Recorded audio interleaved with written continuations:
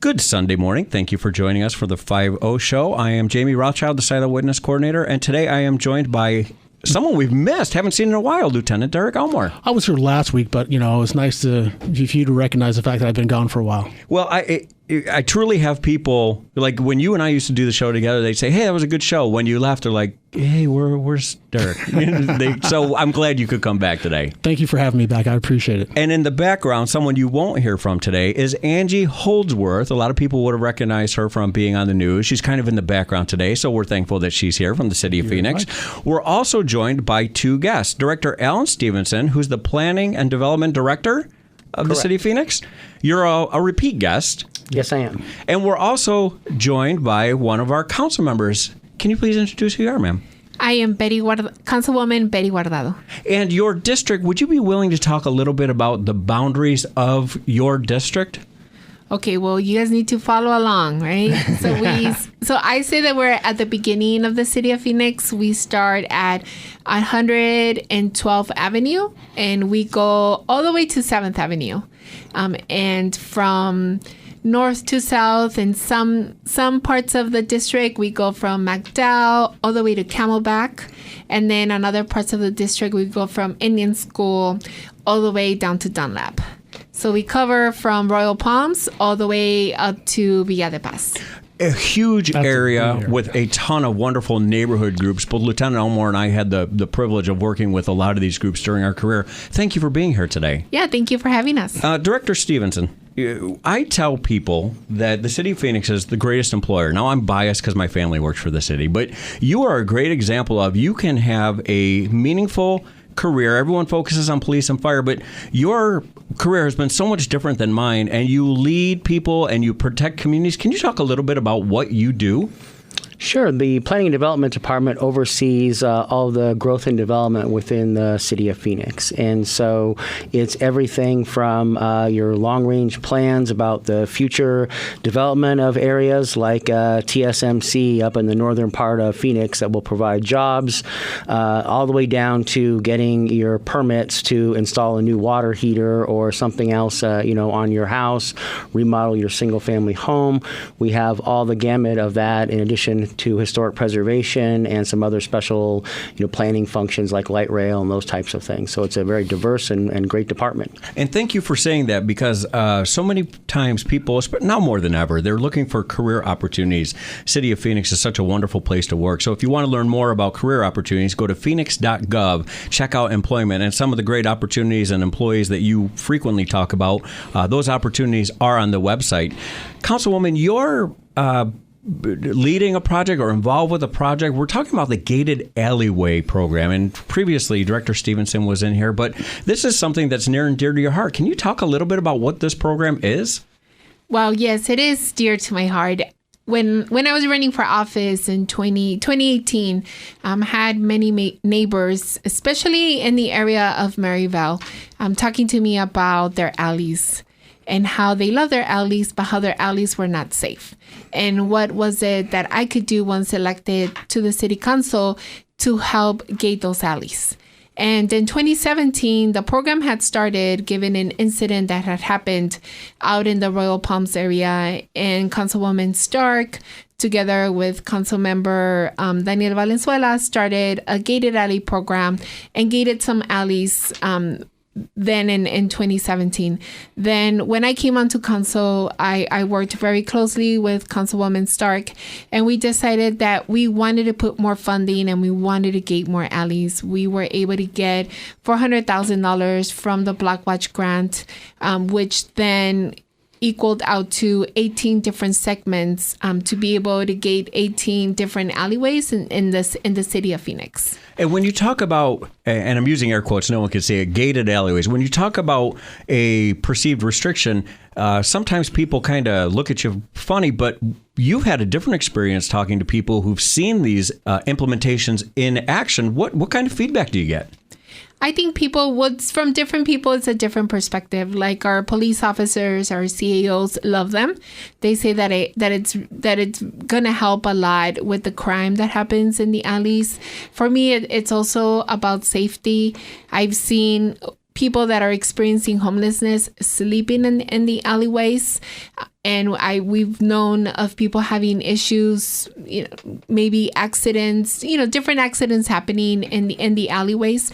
And then we also want to make sure that people can feel safe walking in their alley.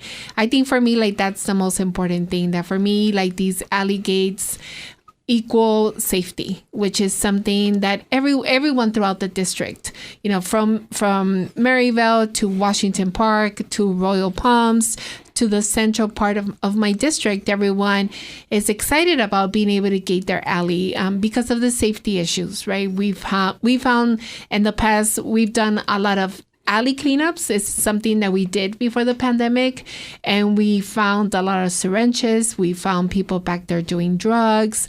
We have found, and our children travel through these alleys. So we wanted to make sure that we were able to have something safe for the families to be able to enjoy, and we wanted to make sure that people could take pride into their alley, which is something that people are still not doing, and we want to make sure that we can go back to that on how everyone can work together and everyone can keep these alleys clean. And it's about people's safety and making sure that people can create that pride that they want to have about their homes and the place that they live. Director Stephenson, you and I had a conversation at the last time you joined us, and I told you I was the SEPTED coordinator for the city, and I got to work with some of the folks in planning. And SEPTED, for those who don't know, it's a series of rules essentially that you can implement that have to do with lighting and access control, natural surveillance, things that, as the councilwoman had said, it's not just a matter of what we prevent, it's what we enable, and we're enabling safety and we're encouraging that. Can you talk about how these gates work and what the benefit you have seen as a result of them are? Great. Yes, the gates themselves are something that really does help eliminate blight and other complaints from neighbors who live next to them in alleys. We did some analysis as part of this gated alley pilot program, and there are a number of alleys where people will go and dump things in. And once you start then dumping, then that leads to people thinking, well, no one's paying attention back here, so let me go back here and do drugs and other things that really cause problems for the surrounding neighborhood. And so the gates themselves help make it so that people can't go back in there and dump, and the only people that can get access to them are residents who abut those alleys and any utilities that are down in that area. So if there's underground water or sewer utilities, they can obviously get maintenance through there to do that, but then it's just the residents who abut it that would have access, and other folks don't have that access to cause some of those problems and challenges. And what that really does is help clean up the overall image of a neighborhood. And makes it something that, as the councilwoman noted, people feel safer walking in their neighborhood in those instances. So if there's neighborhoods that don't have these gated alleyways that would like them, how would they go about doing that? Is it something they reach out through you if they're in your district, or they reach out to their own council person? How would that work?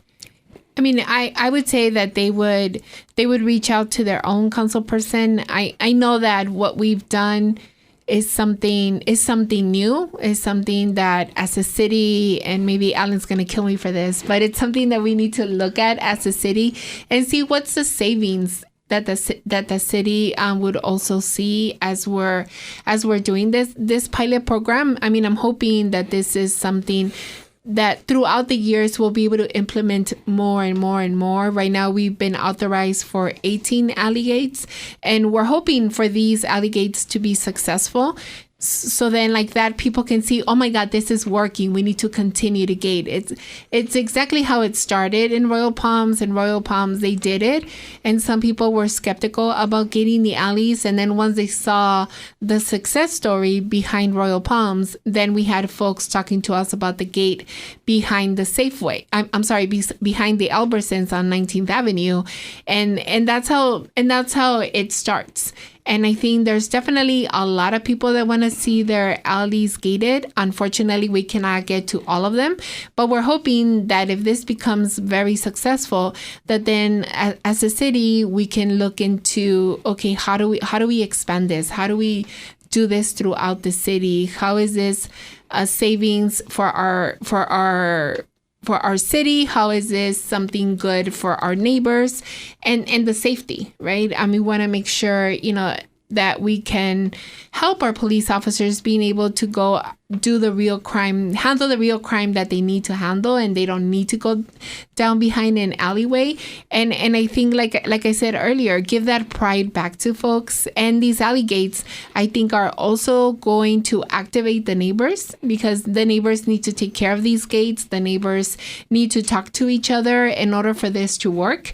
And I think it's going to continue to build community. And we're hoping that we'll be able to expand the program once we see the success of these 18 segments that we're going to put up. You said something critical. The focus is on safety. And one of the things, as you were both talking, that occurred to me is, if it's an unlawful dumping of palm trees, fronds, or those can be a fire hazard. So when we talk about gated access, Director, is public safety and the residents will still have the ability to access those alleys. It's just trying to deter the unlawful use or dumping is kind of my understanding. Is that accurate? That's accurate, yes. Okay.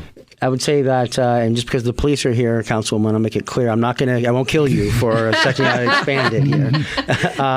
But we do have about 80,000 residents who are served with their trash collection in alleys in the city of Phoenix. And the pilot program was put together at the request of the Councilwoman to really look at how can we gather some of that data to see what would the cost be and what are the benefits of taking that program, across the city, because it does cost, money to do it. And so this initial 18 gates that the Councilwoman spoke about were part of phase one of the $400,000 that Council authorized back in February of 2020 to be expended on this program. And so it helps low-income neighborhoods and others that are deserving of having it because they've got blight and crime complaints in their alley to apply, and then the city money goes to build those gates.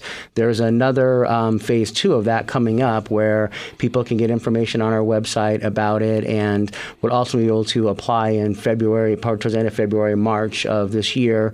That would close again for the next round of that to be included. And it is, as the councilman said, something they need to talk to their council member about, because it's ultimately up to their council member to decide if they're part of the selected pilot program. And I thank you for bringing up the website. For more information, go to phoenix.gov. You can click on any of the departments to learn more about what's going on in your community and the city. And, I'm really proud of the city and all municipalities who do it. We're always looking for ways to make people safer, to be leaner, more efficient, and more accountable to those we serve. So thank you both, Director, Councilwoman. Thank you for being here today. Thank you to you, the listening audience. Thank you, Lieutenant Elmore. And thank you, most importantly, to Bonneville for giving us this time to come to you each week. Until next week, stay safe.